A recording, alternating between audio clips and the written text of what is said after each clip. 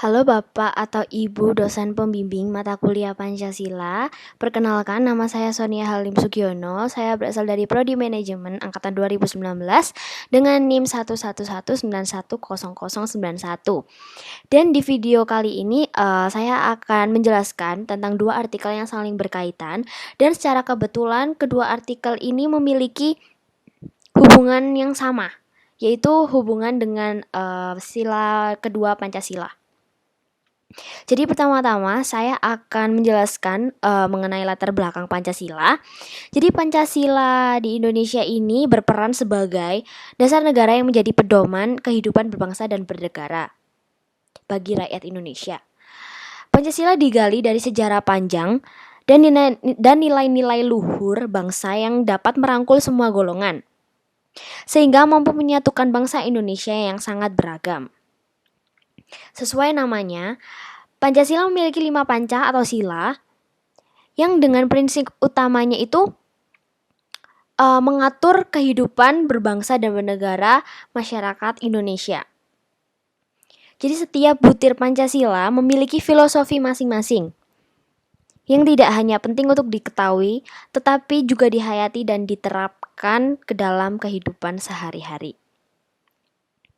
Selanjutnya, saya akan mengulas tentang sikap-sikap yang mencerminkan sila kedua dalam kehidupan bermasyarakat dan bernegara di Indonesia ini. Sebelumnya itu, sila kedua Pancasila kita pasti tahu berbunyi kemanusiaan yang adil dan beradab. Artinya, seluruh manusia merupakan makhluk yang beradab dan memiliki derajat yang setara di mata Tuhan Yang Maha Esa. Nah, oleh karena itu, bangsa Indonesia harus mengedepankan keadilan tanpa memandang golongan. Jadi berikut ini saya akan jelaskan beberapa sikap-sikap yang mencerminkan sila kedua Pancasila dalam kehidupan sehari-hari. Di antaranya ada yang pertama itu menghormati hak orang lain. Jadi menghormati hak orang lain ini merupakan salah satu pencerminan sikap yang ada hubungannya dengan kemanusiaan yang adil dan beradab.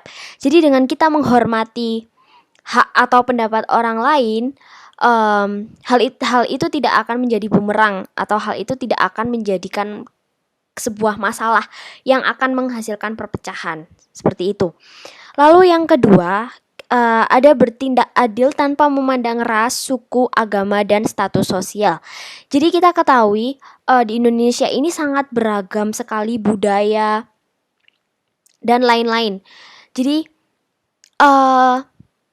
kita sebagai bangsa Indonesia ini diwajibkan untuk saling menghargai, benar-benar menghargai dan menerapkan rasa toleransi kepada perbedaan yang ada, dan juga jangan sampai ada sifat rasisme yang ada di kehidupan masyarakat ini, dikarenakan sifat seperti itulah yang menimbulkan perpecahan, dan hal itu juga tidak adil dan tidak berperi kemanusiaan, seperti itu.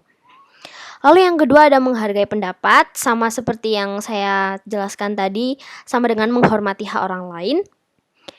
Lalu selanjutnya ada berani mengakui kesalahan, seperti itu. Lalu mengunjungi teman yang sakit, itu merupakan wujud kepedulian ya, kemanusiaan. Jadi sama-sama manusia kita harus saling menolong, menghibur, dan pada intinya kita harus saling melengkapi satu sama lain, seperti itu. Lalu memberi santunan kepada orang miskin, itu adalah contoh bagaimana kita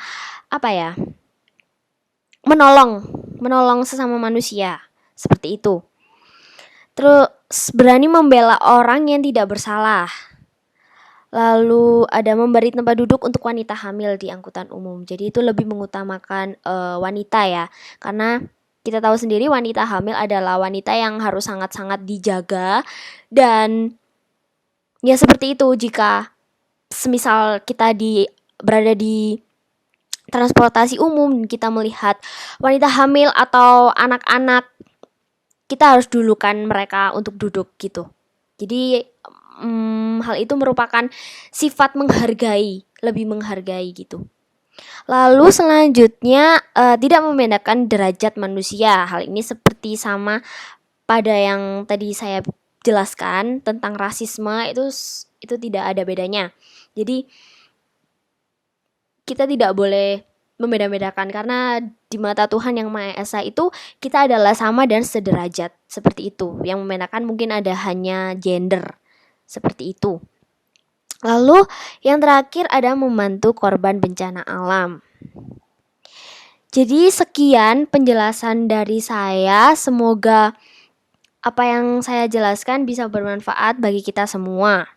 Terima kasih.